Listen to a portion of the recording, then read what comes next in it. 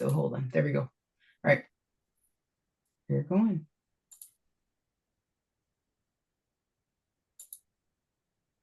Curious, Steve, what do you do with these recordings? We sell them for $1 million. Oh, great. Okay. That's good then. We put them in a playlist for the Think Tank series and so forth. Is it recording? I can't tell if it's recording, Lisa. It's not saying recording to me. It is. It is? Yep. Okay. Yeah, the red dot's up there. Okay, It great. is. I can stop Awesome. again.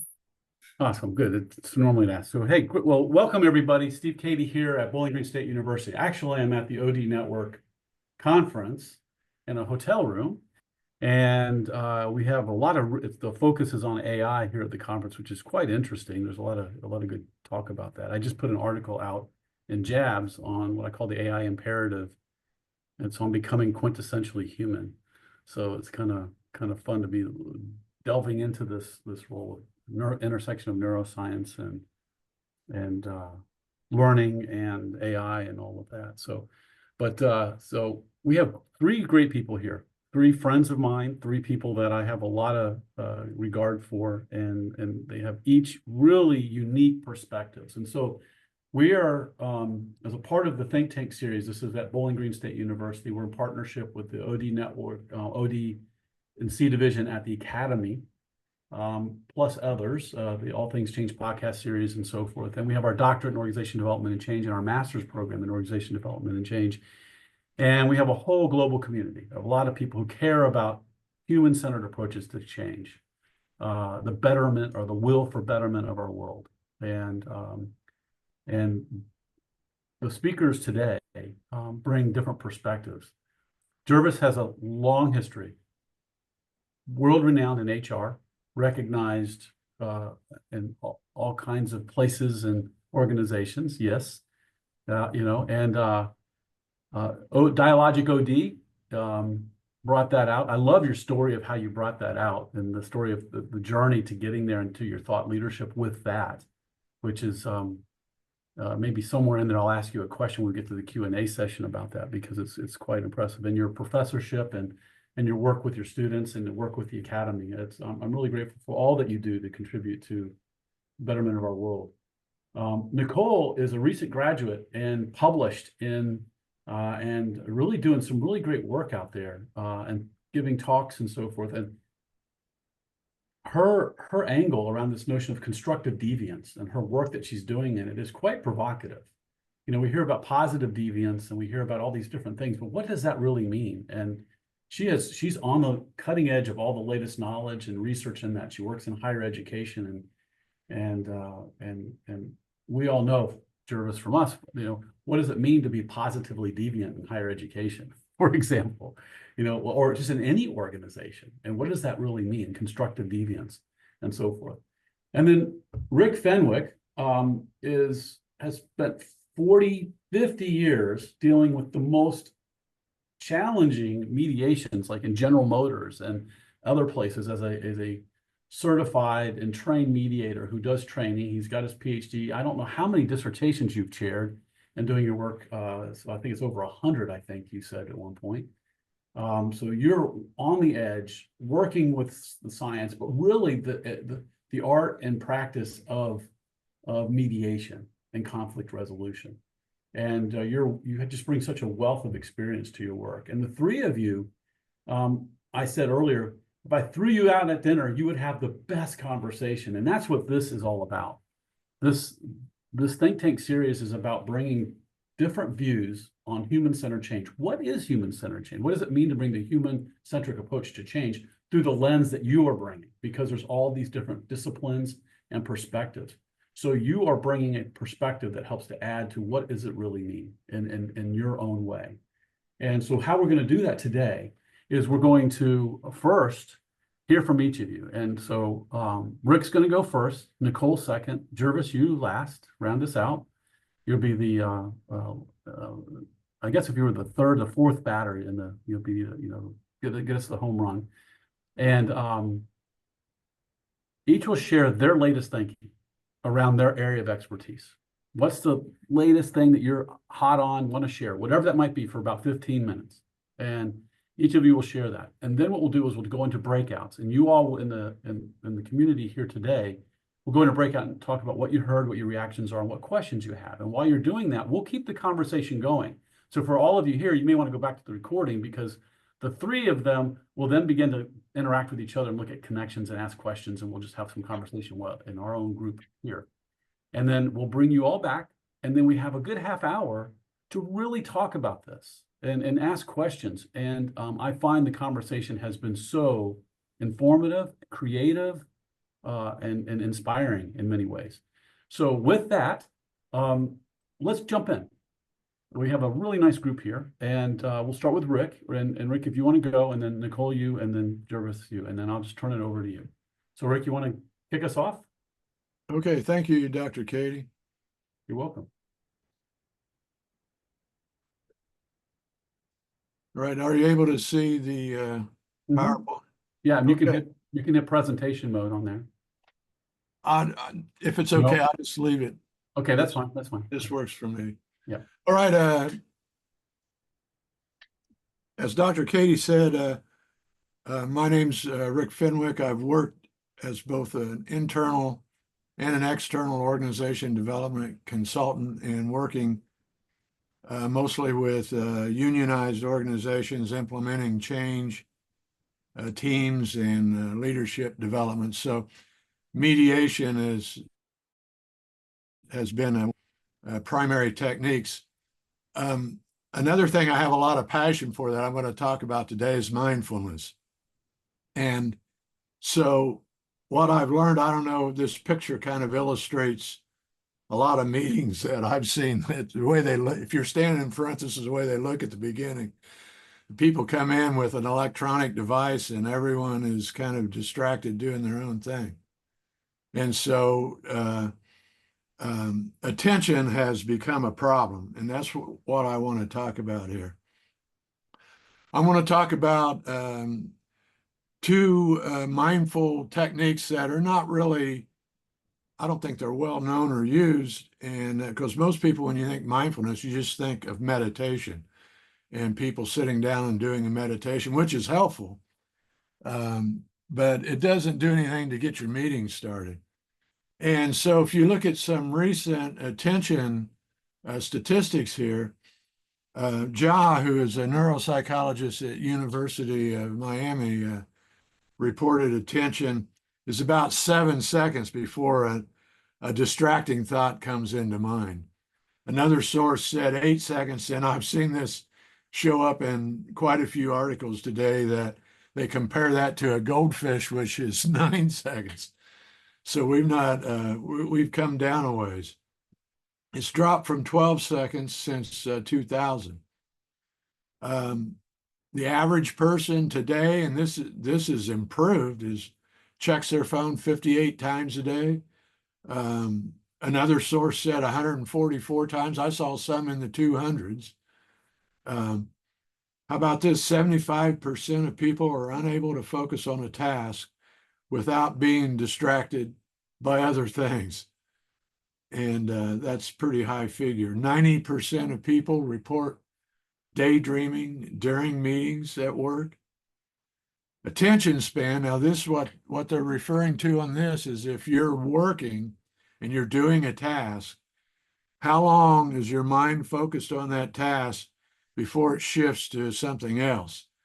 And today they're reporting it's down to about 47 seconds. And if you think about that, a lot of times we sit in the office and what we have is this phone calls on my cell. I get text messages, notifications, emails, and every one of these are designed to make a noise and get my attention. And then they're very effective at doing that. And so it says our attention span's even shorter when we multitask. And multitasking, technically, we don't do two things at the same time. What we're doing is what's called task switching between two things quickly. And then attention spans also, it's even shorter when a person is stressed and oftentimes or tired.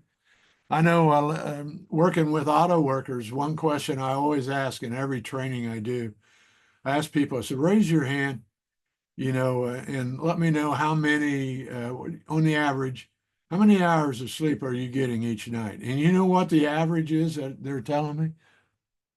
4. 4 hours. I just saw a ham of 5 go up. That means people are sleep deprived. So that's going to affect attention. So I want to say Ja describes 3 types of attention, and one is focused attention. So that's when we're narrowing down. When you narrow down, what's going on around is out of awareness. So you're really narrowing your awareness down. The other is just the opposite of that, is scanning attention. And that's when you're taking in. So for example, let's say if I'm in a manufacturing plant and I want to walk out on the floor, scanning attention. I want to take in the whole area and what's going on, see what I notice. When I get to where I'm going, then I'm going to focus in, focused attention. And then the third one is a cognitive function. It's called executive function. And what it does, it manages those two and aligns it to our intention. In other words, what's our purpose? So here's what I've learned. I've learned from introducing mindfulness to people, especially in unionized organizations, in auto plants, even steel workers, that there's just a percentage of people who do not like meditation for whatever reason. They don't like it, they're not going to do it. And not only that, some people, they say they're too busy, it takes too long. I've even had people say, well, they have too many thoughts. And I would say, let me guess, you have at least one every 7 seconds. And so they won't do it. But what I have learned is we can do a breathing technique that's very short, and it's very effective at bringing people into the moment, into the here and now. Not only that, it produces a calming effect, and it's not threatening. So people are willing to do it. They don't have to close their eyes or do anything. All they have to do is breathe. And not only that, with the breathing techniques, I've even had some people say, well, I have asthma or I have a condition, I don't want to do a breathing technique. I say, that's fine. Just do your normal breath, but be aware. As you breathe in, pay attention to it. And as you breathe out, pay attention to it.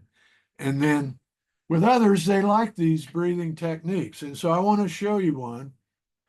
Now, this technique is David G. He's a meditation teacher that I like a lot.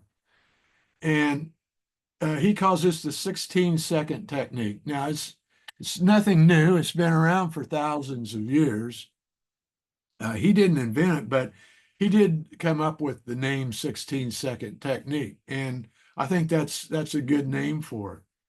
And it's a type of box breathing, and box breathing is even practiced by Navy SEALs because it helps them create a calm internal state, even though their work is anything but calm. And so all you do is you breathe into the count of 4, usually through the nose, just a normal breath in. You hold it to the count of 4. You breathe out to the count of 4. And then hold it to the count of 4. 16 seconds and we're done. So for example, if we're in a meeting, I could say, all right, put your phones down and just together, let's do a 16-second breath. And when we do that, what happens is everyone at the end of the breath, everyone is in the moment. They're in the here and now. And then we can start the meeting and we have everyone focused. And it does create a sense of calm. And it doesn't matter how many people are in the meeting. For example, I have a lecture class with over 80 students in it. And I start every lecture class with this. And on the evaluations at the end of the semester, they all love the breathing techniques that I use, and they want more of that. Like I say, I've done it with steel workers, no problem. They weren't threatened by it. Done it with auto workers. I've seen Dr. Katie do it at a conference with over 100 people there, and it was effective. Had everyone focused, and then he could start the message for the meeting.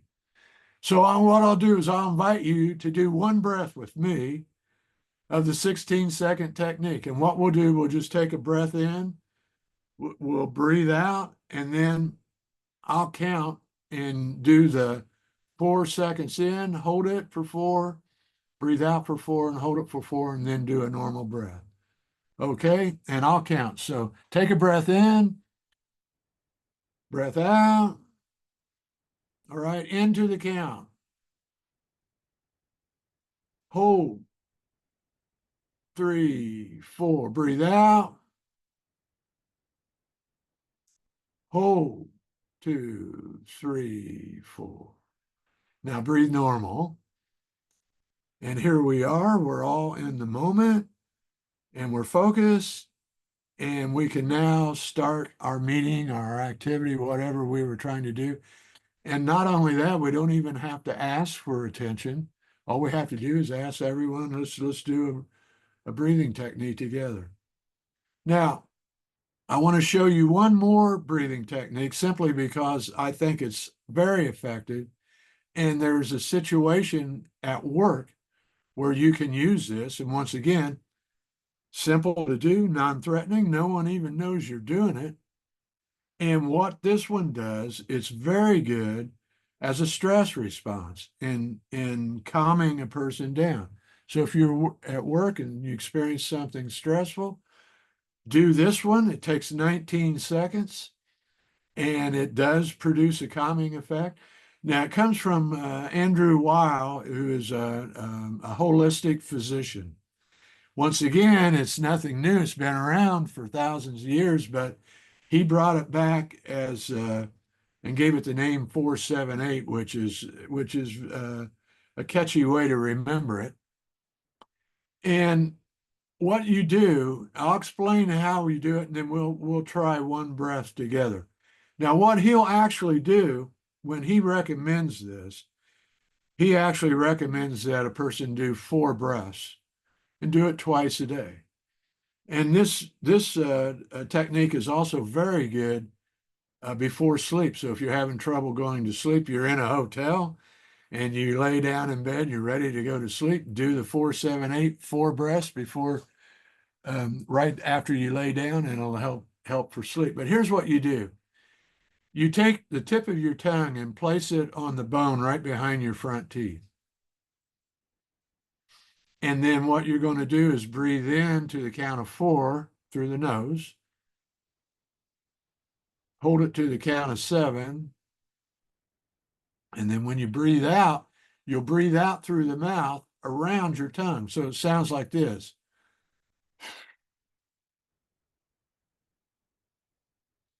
It has kind of a whooshing sound. So altogether it's 4, 7, 8, so it's 19 seconds. And once again, it activates the parasympathetic nervous system. This is another one I see a lot of athletes using. And it cultivates that stress response, and it's good to use when experiencing stress. So let's try this together. Same thing. We'll take a breath in, breathe out, and then get your tongue in position. I'll count, and you'll breathe in to the count of 4 through your nose. So let's take a breath, just a normal breath in and 1 out. Breathe out. All right, now into the count of 4. 3, 4. Hold it to the 7. 2, 3, 4, 5, 6, 7. Out through the mouth. 3, 4, 5, 6, 7, 8. Breathe normal. Now, once again, if you're in your office and you're having a stressful moment, I recommend 4 breaths. How long would that take? Not very long at all. 4 times 19, what? A little over a minute and a half, and it's effective. So one of the things I've discovered, that even though some people don't like meditation, don't want to practice that, which I respect, they will do the breathing technique, and it's effective. It helps produce a calm response, and it can get everyone on the same page to start a meeting.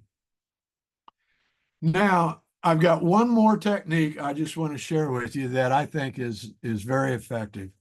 It's a mindful technique most people are not aware of, and it's the mechanisms of mindfulness. And it comes from I can't remember, it's 3 or 4 clinical psychologists, the source Shapiro et al. And the 3 mechanisms, number 1 is intention. In other words, what's your purpose? What do you intend to do? The second one is your attention. Remember, I talked about that earlier. Is it focused? Is it scanning? And I love as David G says, where attention goes, energy flows. So what we pay attention to is where the energy goes. And so we should be paying attention to our intention. That way we're focused on purpose. And then the third mechanism is attitude. And attitude is the quality of the interaction. So if you're a leader and you're out in the workplace or you're out in the manufacturing environment and you're there for a purpose, you want to have your awareness on your purpose. What's my purpose for being here? That's the focus. And then your executive function will align the appropriate attention to your purpose. Then if you stop to interact with a person, or if that was your intention to begin with, you want to be aware of the quality of the interaction, because you want the person to remember the message and focus on the message, and not you, the messenger, by the way you delivered the message. And so your awareness is on your intention, your attention, and your attitude. And one of the things I like about this is you can do this. You can focus on intention, attention, and attitude regardless of your leadership style. In other words, you could be using servant leadership, transformational leadership, LMX, situational leadership, doesn't matter. Whatever your style of leadership is, you can still apply the mechanisms of mindfulness, and it helps your productivity because you're driving your behavior with your intention, and you're not being driven by people interrupting, cell phone interrupting, text messages, notifications. I don't know what else. Those, I think, to me, I think the electronics are the top distractors to attention today. And so I do have a handout. I have references for anything here if you wanted to follow up. And so that's my message today. I think there's some simple techniques we can do that will improve attention in the workplace and ultimately could improve our productivity as well. And they're not threatening to do. And at the same time, they're very easy to do. So Wow. Thank you very much. I appreciate your time today. Thank you, Rick. Thank you. Thank you so much, Dr. Fenwick. Well, I know one thing I can tell you right now. My phone sat over here and it lit up. I looked at it, and then I thought, what is my purpose? What's my intention? Just as you were saying, I said, what's my intention? It's to be right here. Yeah. It was very easy to stay back on track here with you. It was quite good to be aware of my attention and intention, around intention. So thank you for that. So we have Nicolle, and Nicolle, thank you so much, Dr. Merkel. And I'm so proud of you. She's a graduate of our doctorate program at Bowling Green State University in Organization Development and Change. And share with us your thoughts and what you want to share today. Really, really glad to have you here. Thank you, Dr. Katie. So pleased to be here. Just a little bit of background about me, and I think that's going to help frame the context of why I'm thinking what I'm thinking, because I know that history can help set the context for how we make meaning of the world. Most of my adult life, I've worked in support roles. And that gives me a unique perspective in some ways on organizations, and especially when it comes to leadership styles. I started in a furniture business, a family furniture business, where the leadership style was basically, I'm the owner, this is my way. And there was no succession plan. So it was like, this will all be yours someday, but not really like, how are we going to get there? And it was also an environment that was very resistant to change. You know, they talk about family businesses and how the first generation will build the business, the second generation will work the business, and the third generation will lose the business. And in my case, when it was my turn to be the leader, I was the one that closed the business. Very hard, difficult decision to make. So second act of life was taking on an administrative assistant role. So I chose to go into higher education and work as an administrative assistant. And I really started thinking a lot at that time, how do we make our organizations better? Having just come out of this non-healthy organization of my family business, looking at where I'm sitting as a support staff member, the curiosity started at that time. My third act, and being here today with you as a newly minted doctor in organizational development and change, that curiosity has grown even stronger, especially with my recent dissertation research. So the research that I was doing is looking at constructive deviance. And I know that has a very negative connotation. Some people think of that as not being very helpful to an organization because of the word deviance. But it really comes out of positive organization research. And I'm going to just share a real quick screen here to kind of help put that into some context for you. So positive organization scholarship looks at behaviors from 3 different lenses. We have positive deviance, which comes from more of a public health origin. In other words, there's a problem or an issue trying to solve, and someone has already figured out the solution to that problem. It also comes from a sociological approach where we're utilizing some different kind of norms. We're really focusing on the behaviors and the intentions of those norms. So normative behaviors. And then the constructive deviance side, which is more in the management literature, focusing more on workplace rule breaking behaviors and those kind of desired outcomes. And so that's really where I'm living, is in that management side, kind of focusing on that. And so the constructive deviance definition I like to use is voluntary, risk-taking behaviors that violate perceived organization or group norms with the intent of improving the well-being of the organization, its members, or both. And there's kind of 3 parts to that, right? There's the voluntary, it's risk-taking, it's violating a norm, but there's that intent, that benevolence, that well-being of the organization or its members.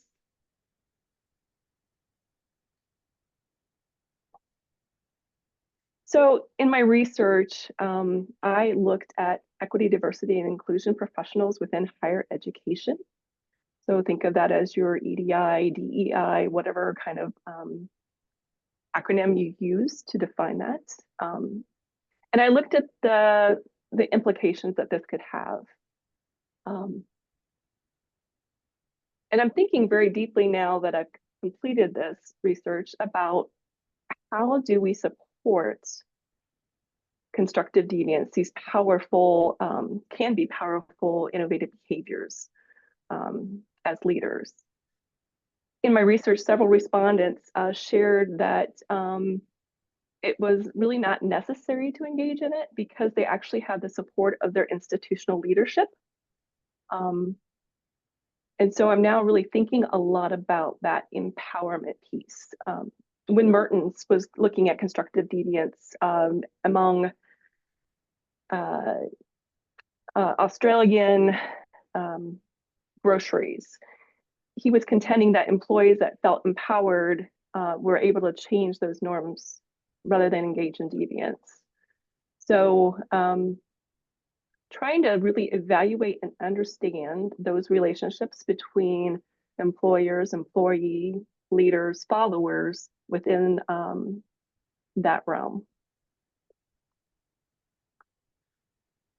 Bella Galperin takes the stance that employees who violate the organization norms actually may be important sources of entrepreneurship and innovation. And I'm thinking a lot about how leaders can be inspirational at every level. For instance, Chang, Judge, and Holbeck suggest that when it's necessary for organizations to take their organizational health seriously, and this belief that there's a power that makes a difference. And so I'm looking at the importance of working within the middle. Looking back at my support positions, I've usually been in the middle of an organization. And this kind of held true for the respondents in my research. The majority of the respondents were working within EDI in higher ed in what they consider like a mid-level management. The interesting thing that I learned in this research was that how one feels about their job isn't necessarily correlated to the use of constructive deviance. In fact, I found no support for that whatsoever. So that emotional attachment to the organization, what we call effective commitment, wasn't really a driver for the sample that I looked at. The other thing I found was that job security satisfaction wasn't really correlated either to the use of constructive deviance. My theory was that if you were more concerned about whether or not you would have a job, or your level of ability to have a job after this one, that would influence whether or not you would use constructive deviance behavior. And there was no correlation found for that either. So that was very interesting with the idea that what is going on in this time, right? There currently are 85 different bills in 28 different states that are looking to prohibit colleges DEI efforts. So there's legislation out there that should make it very concerning to engage in any kind of constructive risk-taking behaviors because your job could be on the line. And still, I found no correlation. So that brings me back to what I'm thinking about now, right? Leadership, followership, use of these kind of behaviors to make innovation happen in the workplace. Going back to where I come from, my time in the furniture store taught me that you need to continually think about how to change and innovate and do the next best. That the leadership style that I had there, that I encouraged with my family, was if it is not broke, don't fix it. And this is the way we've always done it. And obviously that did not make a very healthy environment for the organization, and it eventually led to why it needed to be closed. So how do we support that? Maxwell talks about leadership from up, down, and across an organization. And that really strikes a chord with me because thinking about where I sit within an organization, how do I help support leadership? How do I show leadership? How does that show up for others? Maxwell says that good leaders not only bring out the best in their followers, but they also help inform and make their leaders better. So I think a lot about this right now, especially when it comes to an educational framework and an idea of like universal design.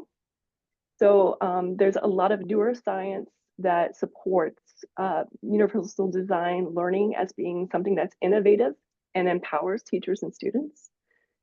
And I think about this because it reduces barriers to learning and maximizes the range for a student. How can we apply that as leaders, as followers to our organization? How can we add another way of reducing those barriers, making it easier for folks to be more innovative? Ira Chaliff talks about how we use power. And so I'm trying to understand, and I think this is where I'm swirling at the moment is, how is power used to help our leaders? How do we use it as a follower? And how do we appreciate our leaders and the power that they are having to handle every day? So this is from my unique vantage point. And I think about the fact that as leadership, constructive deviance, as all that plays out, I think it's important that we kind of consider, how do we work together?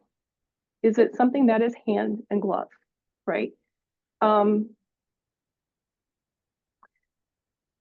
If you think about a pair of gloves, and let's just use this as an analogy or a way of thinking about it. The gloves itself could be our leaders. And without a hand inside the glove, it's pretty much lifeless. It just is a glove laying there. And then the hand inside the glove can be our followers, the folks that are thinking about how to make an impact, make their organizations better, or practice these different kind of innovative behaviors. And they can be the part inside that glove.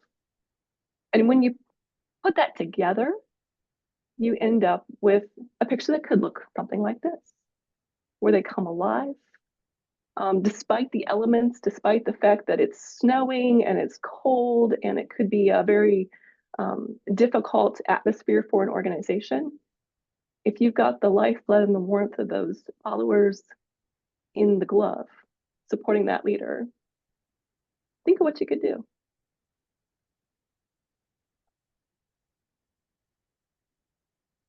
Thanks, Nicolle. That is really good. I really like that analogy. I think someone else said they love the analogy. So that's great. So Gervase, how about you? Share with us your what you'd like to share with us today. I'm looking forward to taking the wrapping off the gift, because you got lots you could talk about. You're on mute right now, so you need to unmute, but I'm looking forward to you, what you would share with us today from your menu of potential topics. And you're on mute, so you just need to unmute. There you go. You're still on mute. Thanks, Steve. Thanks for inviting me. And I was going to talk about something else, and I'm actually it's a new chapter. I'm going to stick it in the chat. Anybody who wants it can download it. But after listening, one of the good things about going last is I can kind of react to what I've been hearing. And so what I want to share with you is work that really started 25 years ago, where I suddenly had the realization why so much of the OD work I did had no impact, because everybody's always having a different experience. And so much of what I was trying to do at the time was to get people to have the same experience, to have the same thoughts, want the same things, to feel the same about something. And finally, the realization was that's never going to happen. And in fact, if you start to look at the world as composed of individuals who are all having a different experience all the time, then a lot of different ways of thinking about what are we here to do start to show up, particularly about how to work with the present. Why is it so hard for people to be in the present? You know, what's required for people to be constructively deviant, so on and so forth. So I'm going to share a little bit with that. I pulled up a PowerPoint deck from some stuff I do, and around this thing I call quill leadership, and you know, it starts with the idea that what's going on, of course, is that people are making sense of what's taking place all the time. And we do this with the trusted others. We get together to try to figure out why are they doing that, and we develop a story about why they're doing that, usually wrong, and very often worse than the reality, because that's the way our brains are wired. But what organization development is fundamentally about is how do we engage people in an inquiry into their collective experience, and then a lot of the techniques we do are trying to drive toward what's the average, which makes no sense to me anymore. But and increasingly, I think of it more as how do we allow the variety of voices to be heard. And that when we do that, that's how we start to learn from our collective experience. And so most of what I do now as an OD consultant is help leaders construct environments where the variety of experiences can be voiced and where a variety of options for how to move on their change agenda can be surfaced, and that we can try a lot more than one thing at a time. And that trying to figure out what the right answer is to anything is actually counterproductive, and I don't want to go into all of that. But what I do want to go into is what has to happen for, and I'm sure most of you are familiar with some dialogic OD methods, appreciative inquiry or feature search, open space, or that sort of thing. As a leader and as a consultant, I think to be able to use those kind of techniques effectively, we have to stop thinking that there's a right experience. Okay, so like the most fundamentally, the way I see this going on is when a well-intentioned leader who wants to be a collaborative leader says, let's get together and talk about what happened at the meeting yesterday, or what happened with the client yesterday, or whatever, and what we like and what we didn't like and we want more of. That's our common way of thinking about how we learn from experience. But here's the problem with that: everybody had a different experience. And if you know, as a consultant, when you go talk to people, what happened there, you can get completely opposite stories about, was it, you know, did the meeting go well? Oh yeah, it was great. Did the meeting go well? No, it was terrible. I mean, all over the map, right? And so we have to, and then what happens is, if you watch what happens, is a subtle kind of fight takes place over, well, who had the right experience? That's usually what goes on in those conversations. And it's obvious who had the right experience. The boss had the right experience. So everybody goes, okay, boss, you're in charge, tell me what to do. And any sort of sense of being, you know, part of a collaborative team or whatever goes out the window. So if you want minions, that works great. But you know, if you want to have a sense of team or collaboration, then everybody's experience is as valid as anybody else's experience in a collaborative or a partnership type of relationship. So as consultants and as leaders, we got to stop thinking that our job is to make sure people buy the vision, get on the bus, whatever those languages about. You got to have, here's the right experience, here's the wrong experience, have the right experience. And part of that is we got to stop thinking we're responsible for ensuring others have the right experience, because we can't control what experience people are having. People are going to create their own experience. And right, so all we can do mostly is just suppress expression of unapproved experiences, which is primarily what goes on in that attempt to like make sure you're having the right experience. And the thing is, we don't have to be having the same experience to work together, right? If we did, we'd still be living on beaches eating coconuts, because nobody is ever having the same experience, right? We're always, all the time, we're all having a different experience, and we get lots of great stuff done, right? And so I think a lot of developing what we now think of as agile, climates, delayered, empowered, self-organizing, all those sort of things, you know, to make that work, we need to create a foundation where it's expected and okay that everyone will be having a different experience. That, you know, it's not like I have to convince you that this is the right thing to want, or this is the right way to feel about it, or that sort of thing. And that recognizing that when we allow the variety of experiences to be voiced, it very quickly becomes clear where we need to go, what we need to do. And we can agree on what to do, even while we're allowing different experiences voiced. So here's the thing I want to bring to today. Why is this so difficult? Why is it so difficult to let people have their own experience and not feel like we're responsible for making sure they're having the right experience? And it comes, I think, down to this: that we learn a way of being, and we've been taught a way of being interpersonally competent that allows us to be effective in the typical realm of what I call interpersonal mush, where people are making up stories about each other. No one's getting really clear. We're not, challenging. We're not creating moments of embarrassment. Everybody's being polite and nice to each other, because when you're happy, I'm happy. And family systems therapy gives us a language to talk about this, right? And what they say is that we come out of our family of origin learning one of two ways to manage interpersonal anxiety. And one is called fusion. And this is where I train you to change your experience so I can feel better, but in an unconscious, reactive sort of way. And I was recently teaching this stuff to a group of leaders, and in the room was a sort of a senior vice president and the people below them. And the senior vice president started to describe how she was feeling badly about something that had happened. And one of her subordinates, in a sort of incredibly fused moment, sort of jumped in and went, "Oh, you don't have to be worried about that. You know, that was great. You were fine. It's not in it."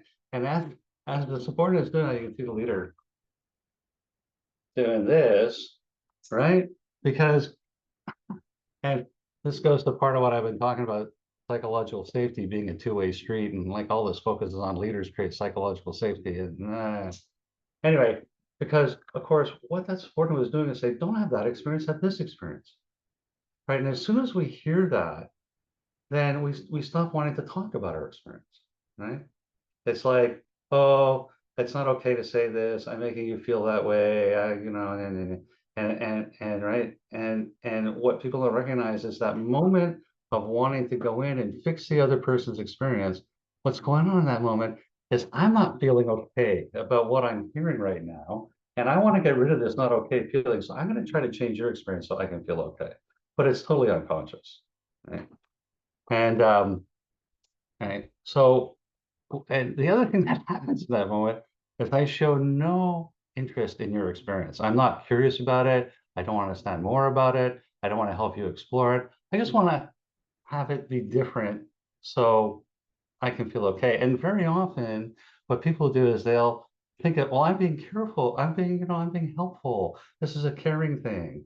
And what I say to them is, no, you know, a caring move would be to be curious about your experience, to figure out, you know, what is it you read right now? You know, it's like that typical male move. Somebody starts crying, oh, don't cry. You know, and sometimes a person needs a good cry. You know, it's like, is that what they need at this moment? Do they need a shoulder to hold on? Do they need somebody to just leave them alone? I mean, that's the caring move. It's not this move. So that's one side. So the other side of it is called disconnection. And what's going on when I'm disconnected, it doesn't occur to me that you're having an experience. I just don't think about it, right? So what I am paying attention to is the task or the goal or whatever it is we should be doing.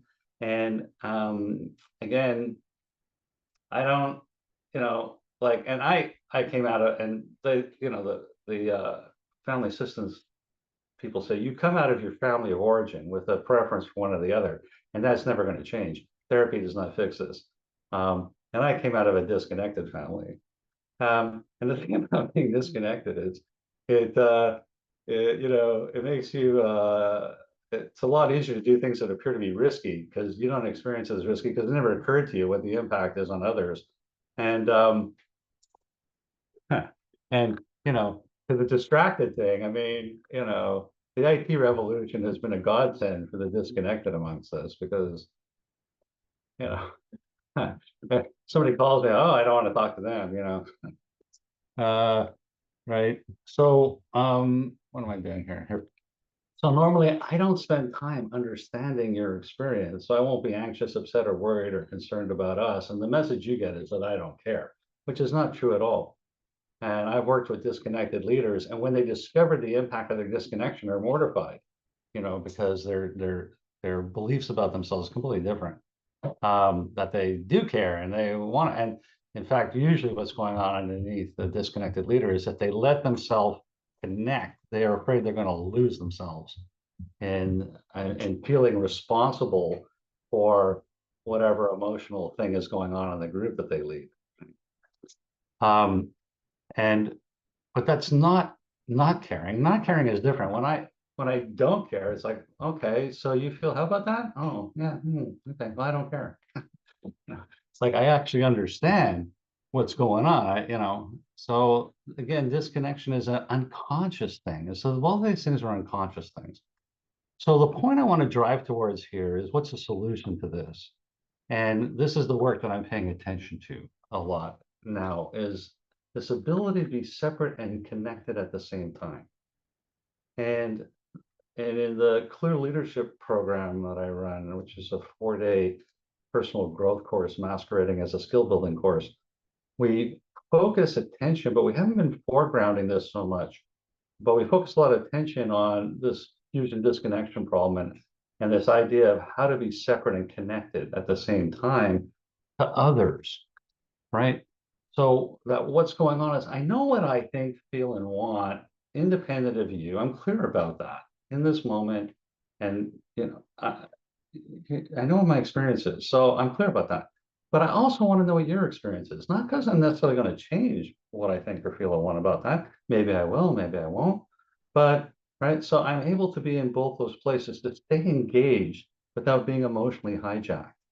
And to be able to hold that space of not knowing and the anxiety that creates with a certain amount of calmness and compassion. I think, and I notice as a consultant, every now and then I get almost hooked. I used to get hooked, now I get almost hooked.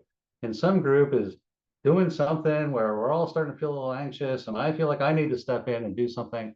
And as soon as I notice that, I go, stop, back off, stay connected to what's going on, but don't feel responsible for it. Something's trying to emerge here, like let it emerge. And I think that is like this thing that needs to happen. Now what I'm connecting this to, and in the last 2 minutes I've got here, is these stages of ego development. And this is Bill Corbett's language for this. And some of you are probably familiar.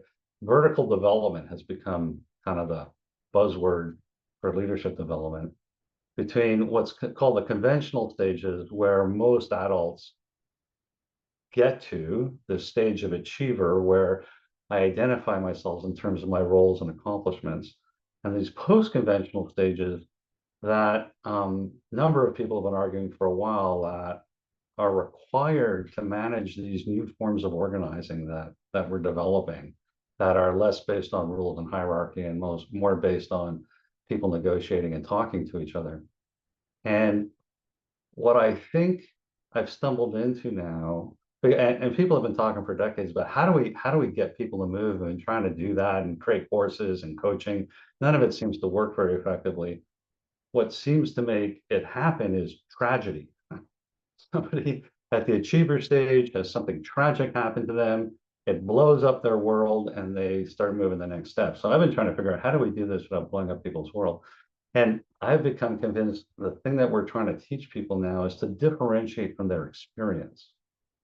And what I mean by that is, I have this little model of experience that says, experience is composed of 4 elements, this thing back here: observations, thoughts, feelings, and wants. Right?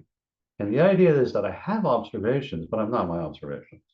And I have thoughts, but I'm not my thoughts. And I have feelings, but I'm not my feelings. And I have wants, but I'm not my wants. I have experience, but I'm not my experience.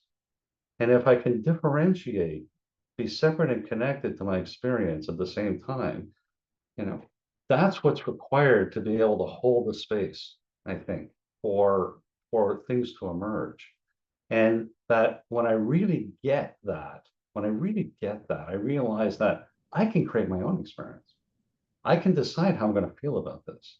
I'm going to decide what I want from this. And I think that is the teachable skill that helps propel people out of conventional into post-conventional stages of development.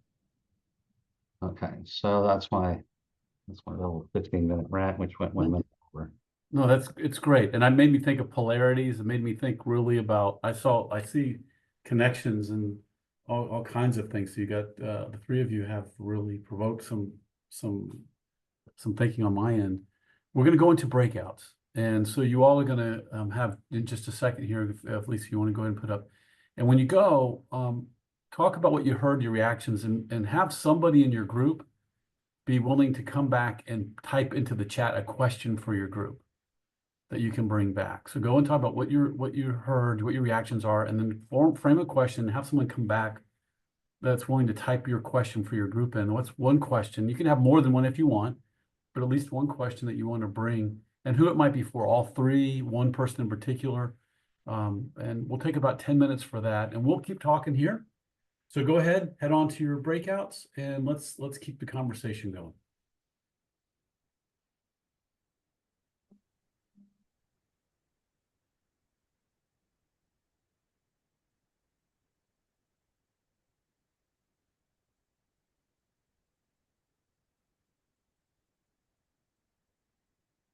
Yeah, so it's interesting.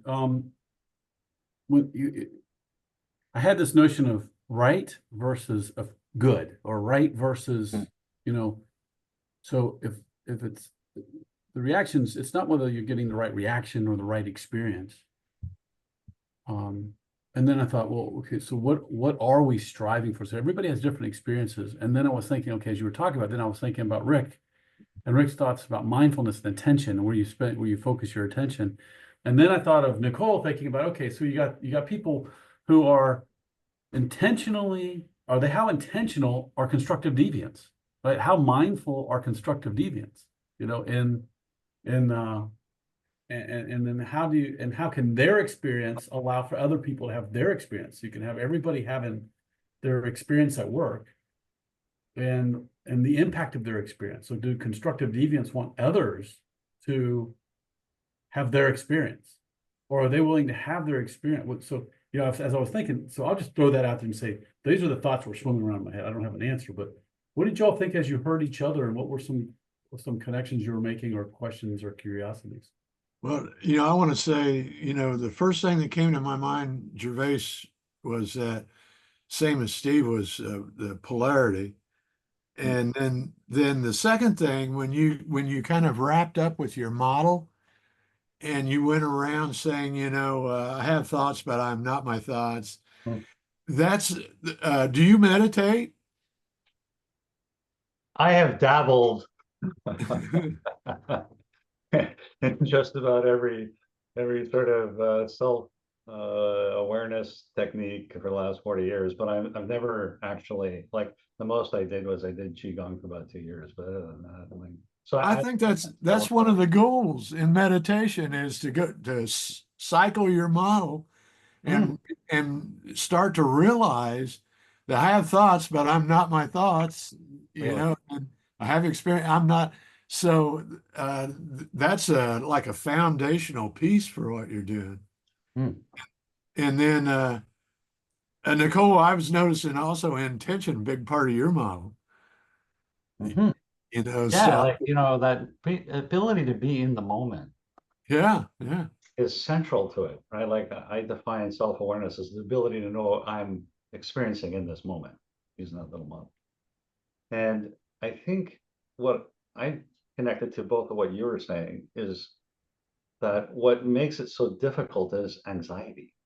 Like, to me, anxiety is a strong force in just about everything that happens in organizations, right? And all the ways that we run away from it or try to avoid it, or deal with it when it shows up, is tough. Yeah, I think void is big. Say it That's again. like the number one. Avoiding is the number one concept. Would you call avoiding disconnecting? No, like, disconnecting is just a way of being that people who are disconnected by and large don't even realize they're doing. Right. Whereas fusion is just as much a way to avoid anxiety as disconnection. They're an attempts to manage anxiety in relationships by not having any. Right. That's the avoiding part, is I don't want to feel anxious. So I'm not going to bring this up. I'm not going to talk about this to you. Right. I'm not going to take this risky move, which I think would probably be good for everyone, but it could blow up in my face. Right.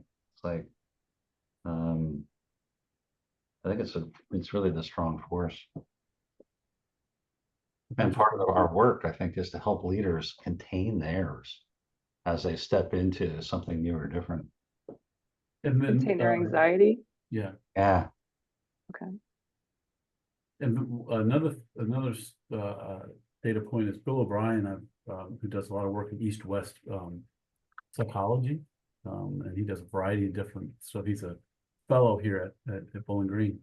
He gave a talk on suffering, and he said suffering is a natural part of being human. It's you can't avoid suffering. It's who we are. He said that I tried really hard.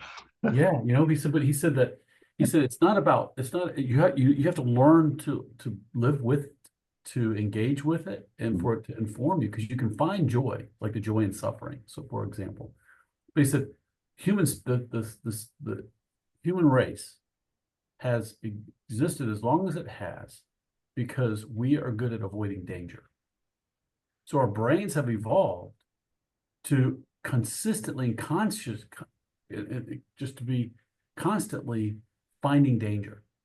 So those, and then we have these thoughts, and he says, they're thoughts. And he says, the thoughts are not you, they're thoughts.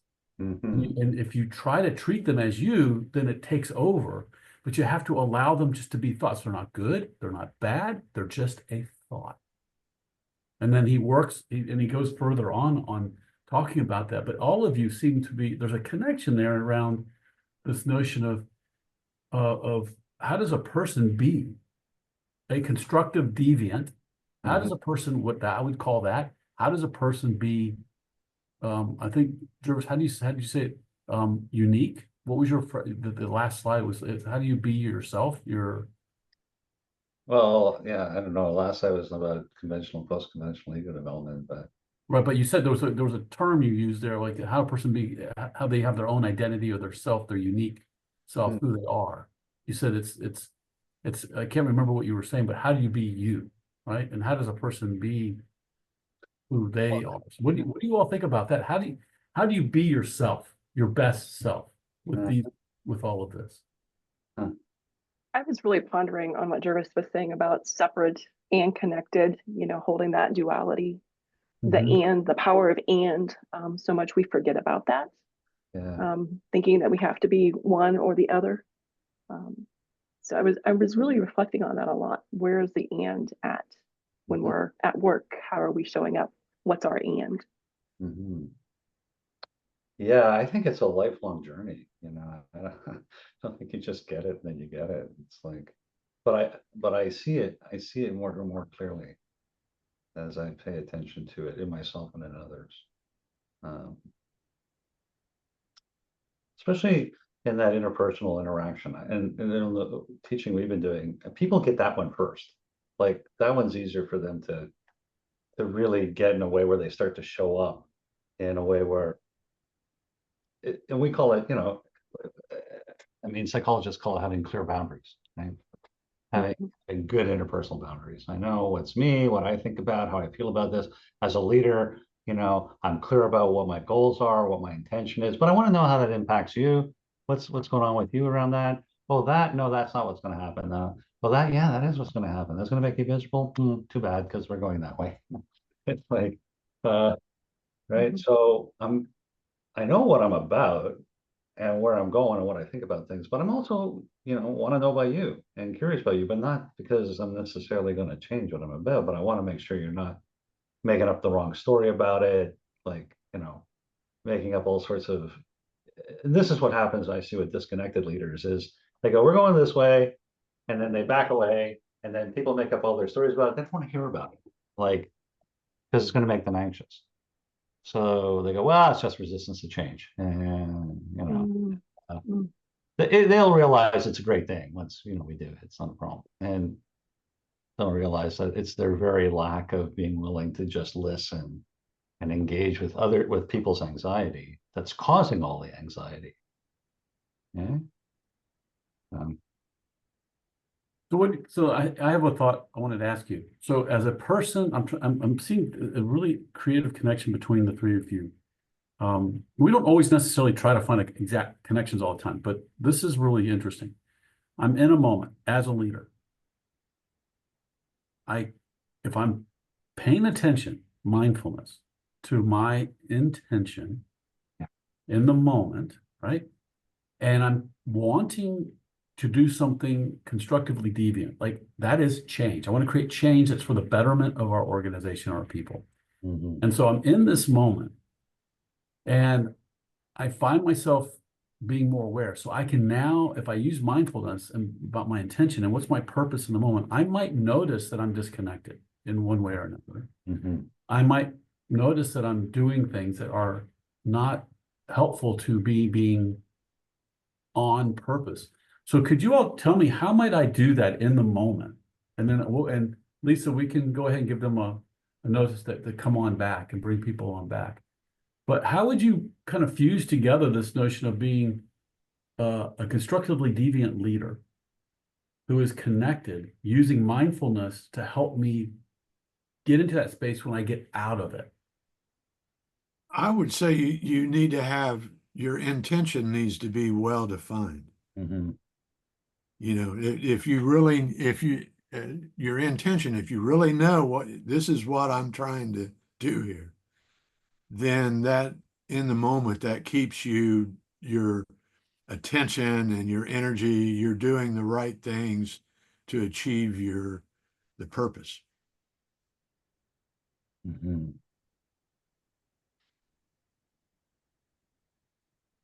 What do the rest of you think? So I'm thinking, I'm holding some space for Nicolle because I can Yeah. just babble on for. Can you see the Yeah. wheels turning?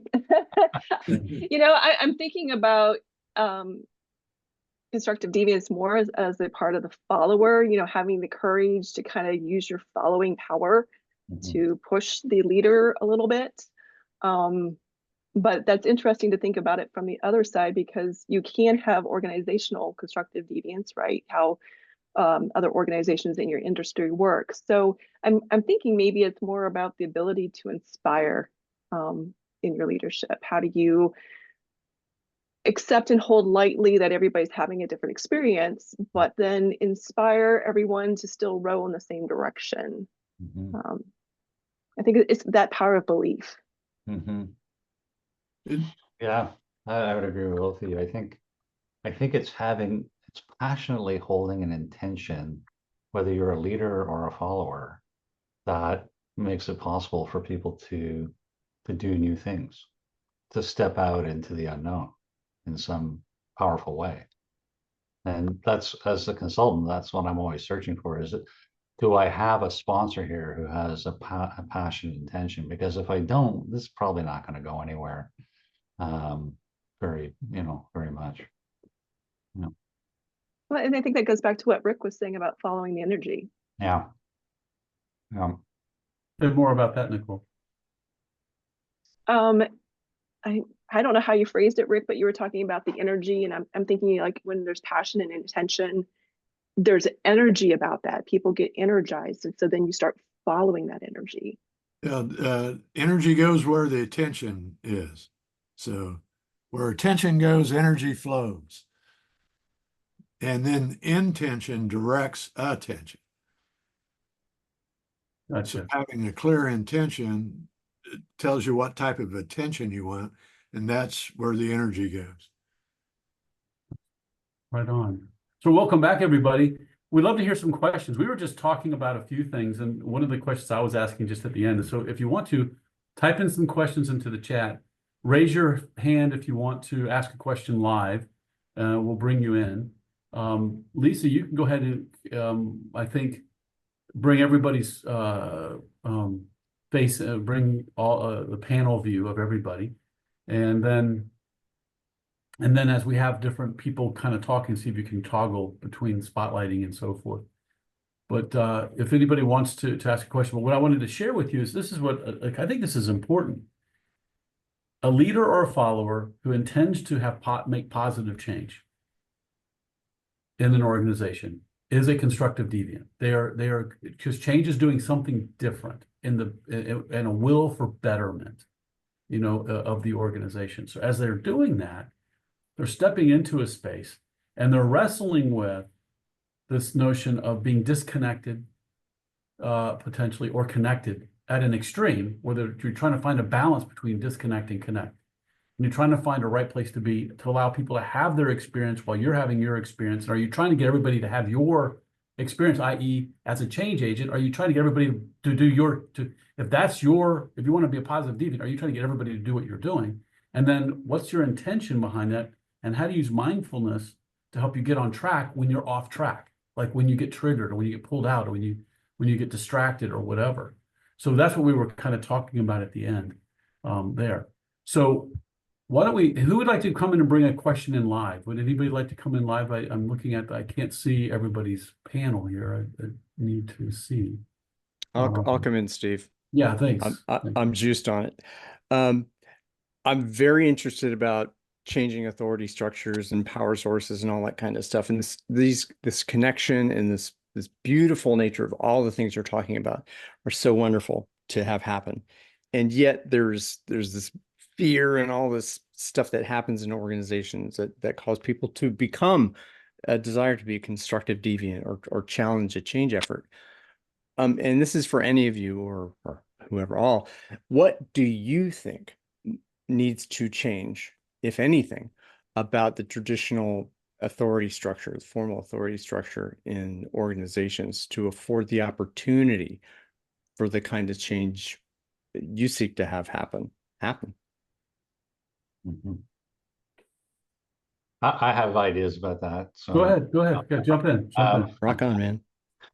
So I think we need to have hierarchy of some sort. Not a lot, but we need some. We need to know who's responsible for what, which there's a question in there from Dave Bright. Hi, Dave, about, the difference between allowing for experience and accountability. And what we teach in the course is, you're not responsible for my experience, but you are responsible for what you do and for your results, right? So you're responsible for your behavior, you're responsible for your results.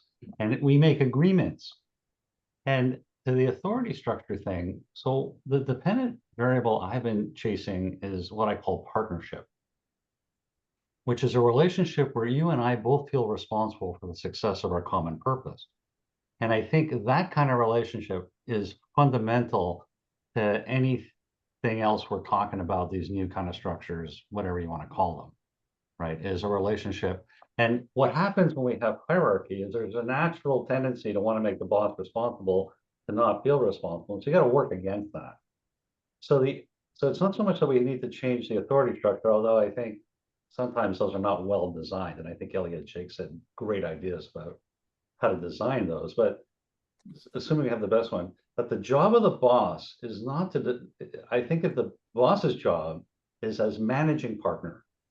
So as a managing partner, what I want to do is ensure that the way I'm operating is going to retain people's sense of being responsible for the success of our common purpose. And as a managing partner, people have expectations about what it is that I need to do. And I think there's only 5 or 6. But they're things like, we need to know what's our goals. We need to know who's doing what. We need to know how resources are going to be allocated. We need to know that people are being held accountable for performance, all those sorts of things. But as a managing partner, the way I do that is not by doing it, but by ensuring it's getting done by the group or by the team that I want to be in partnership with. So that my interaction is not so much, here's the answer, here's what we're going to do. It's this is what needs to get done. This is what needs to get done by. Let's have a conversation. And if we can't agree, then I will make the call. Okay. And yeah, and I think that is how we need to redesign how we think about authority. And I'll take a shot at the authority question. Are you familiar with spiral dynamics? That model that describes different levels of culture or systemic thinking. Could you summarize it just a little bit, give a little primer, and then go there? Well, there's in the spiral dynamics theory, there's 8 different systems of systemic thinking, and they start with like very primitive tribal, and they go all the way to global. Most organizations operate within a system. Since I've done a lot of work in the auto industry, for example, the auto industry is focused in that model on level 4. It is an authority structure. Management is often one level higher in that, in a more innovative. There's also the level below that, which is more of a competing structure. So you get to 3 levels operating, but the primary structure is level 4. And in my opinion, you can't effectively change things in that environment and sustain it unless you enter in to the system where they're operating first. And you enter in there and make the changes within that system and let it evolve from there. So for example, when I'm working with unions, if you're going to implement teams in a unionized organization, and they jump up to a social system, which is like a level 6 in spiral dynamics, Unions are going to reject that right away. Mm. And so it's not sustainable. So what I do is I go in there and I bring union management leaders together and write new rules that'll support the teams, which is a new structure within the level 4. So that way, if a work member has a problem, they call for representation. The union guy can, or the union representative, whether it's male or female, can get out the rules and say, okay, here's the way it's supposed to be working, because that's the way it works. And then as they begin to learn to work in teams, that system may evolve over time. In other words, it's sustainable. But if you don't enter in to where that system's at, it tends to get rejected really quick. And just a quick clarifying question. When you're saying enter in, you're saying as a consultant, as someone who's proposing Or an a change intervention of agent. some You could kind. even be an internal change agent. You have to realize, okay, we're in a level 4 here. We have to start to change at a level 4. Yeah, and Rick, you Thank you. said sometimes management's on an upper, they're operating at an upper level, dropping down, and maybe they need to meet where the. Well, that's true. Yeah. Yeah. Management often is at a level 5 where it's more innovative. You know, they're trying to do things as managers to be innovative and improve things. And sometimes they lose sight of the fact that, hey, we have an authority structure here that we have to follow. And the same way the union, a lot of times you have the level 3, you have union reps that are more competing, and they're ignoring the level 4. So both those elements have to get pulled in when you start to change. It's interesting because to piggyback off of that, in my dissertation research, I asked the question, is constructive deviance behavior necessary to make change in your organization? And the response, people that responded no, followed up, bless them, with I have a good relationship with my supervisor, or we are very cohesive in our organization about supporting change. And so I think that is supportive of what you're talking about here. Gotcha. Seymour, you had a comment or a question around empathy. Did you want to bring that in and share that? I'll just unmute. I just actually I need to give my team member David Hawkins kudos and support, because he mentioned it. But there was a common thread between the 3 presentations, and my thread was the question of empathy. And we are so on a track of economic capitalism, and we are driven, especially in North America, and succeed, make more, and all of that creates an anxiety in an individual, an organization, and that anxiety then presents itself in, I need to change this, therefore I'm a deviant, or I know what you need and I'll fix you, and I'll fix you now, please, and unless someone reminds me to breathe first before I ask the question, so I can think what I'm asking and be empathetic to the person I'm talking to, or if I'm a consultant, which is part of my background, I need to understand that each organization has a different culture and a different way of doing things, and my questions therefore have to change. But if I don't change them, I don't succeed, and I lose sight of understanding what's going on there. So I can't be curious anymore. So it comes down to that common thread of we're losing focus and losing attention, and therefore we're caught up in ourselves, and that's hurting us in the short-term high anxiety behavior. And unless we learn how to breathe, how to have empathy, how to think broadly, it just seems to me that the 3 conversations are really very important to take to the end of how do I then take your presentations and affect change in the marketplace. And God knows how much I've read, Gervase, of your stuff for over the years. I lost some hair, but I think, just try to engage in a dialogue in the truest sense of the word. Try to be curious. It's difficult. And I think that's where the three presentations have done a wonderful job of highlighting that in different ways.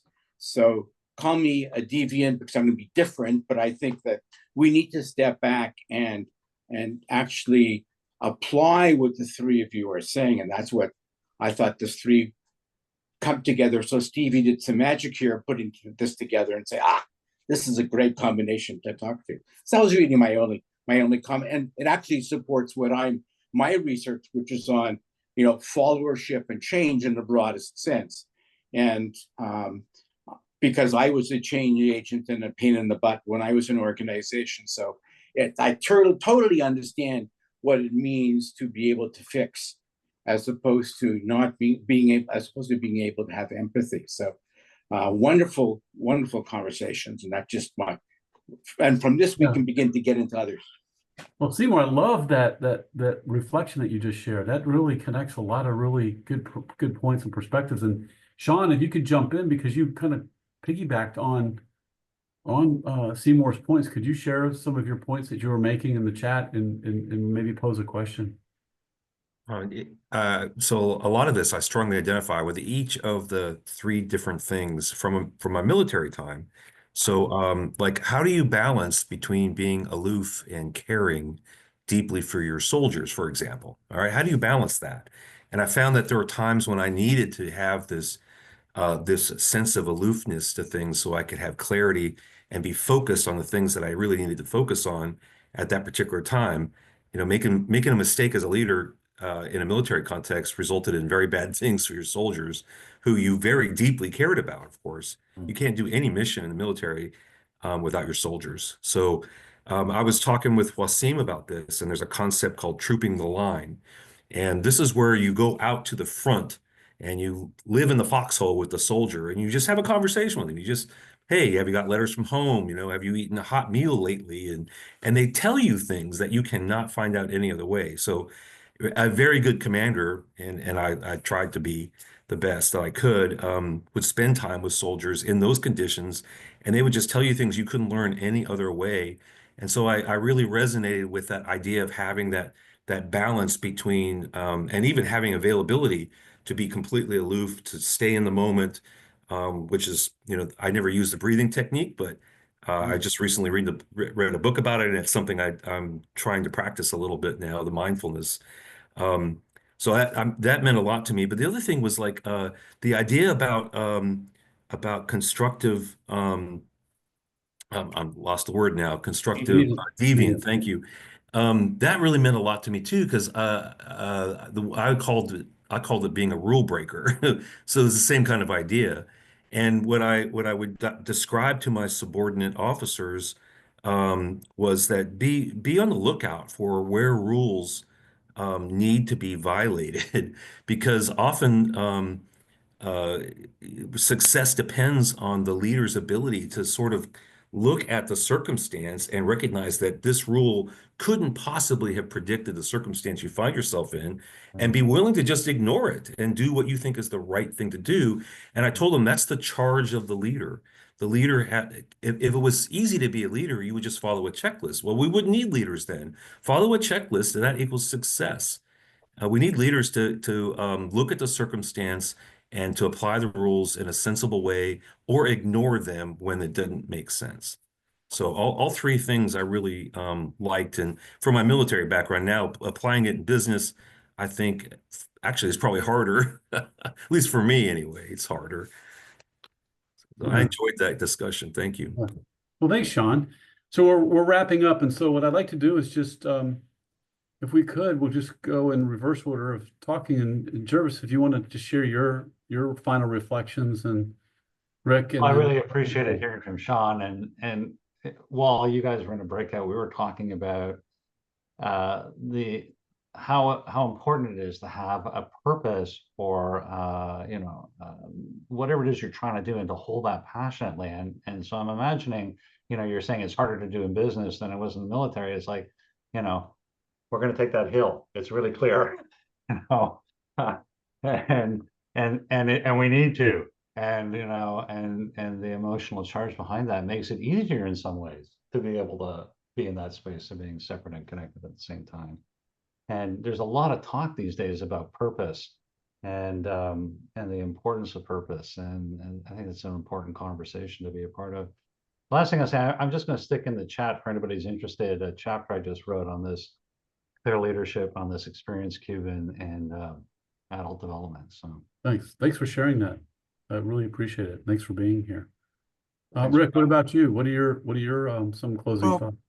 Let me first of all, let me say, Sean, thank you for your service. And I'm a Vietnam veteran, so I can relate.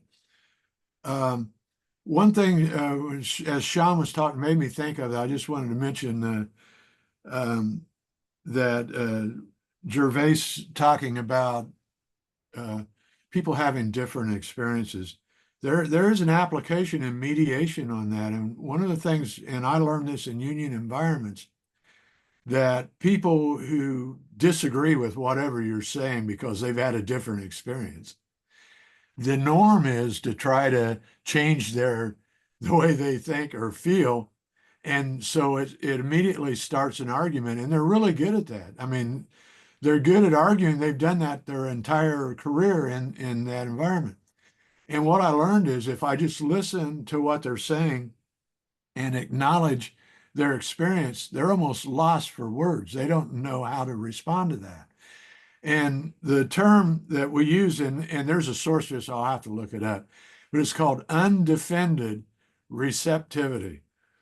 And so when I was working with facilitators, I tell them, look, when someone, you know, wants to bring up this different idea or experience, just be undefended receptive to it and listen to it and acknowledge their experience. And you just get a lot more mileage out of doing that than trying to argue with them. Thanks, Rick. Nicolle, how about you? Yeah, I think it was brought up in our session, and it was also brought up in here about the term anxiety and how leaders and followers both are faced with a lot of anxiety. I mean, these are difficult conversations. They're not easy to have. And the idea of staying separate and connected at the same time. So, you know, kind of holding yourself lightly and yes, I'm anxious, but I need to stay in that moment and be connected. Yeah, I just think, you know, we talk a lot about in like social justice work about leaning into the discomfort. And so I think my takeaway today was we just, as leaders, as followers, we need to lean in to that discomfort. Yeah, thanks you all, and then thanks everybody. In the chat, you'll see a link to the series. We'll be sending out to you how you see the recordings, and we'll be making those available. I'm really grateful to be at Bowling Green State University with our doctoral students in OD&C and our master students in OD&C. I'm super grateful for the sponsors and support from the Academy of Management's OD&C division, from All Things Change podcast series, and from Nexus for Change. And so just to everybody here, thank you. Have a great day. We'll be here every Thursday for a long time. You can check the link and see all these great talks. People are so generous in wanting to share. Just a lot more fun conversation we'll be having. So with that, have a great day and bye for now.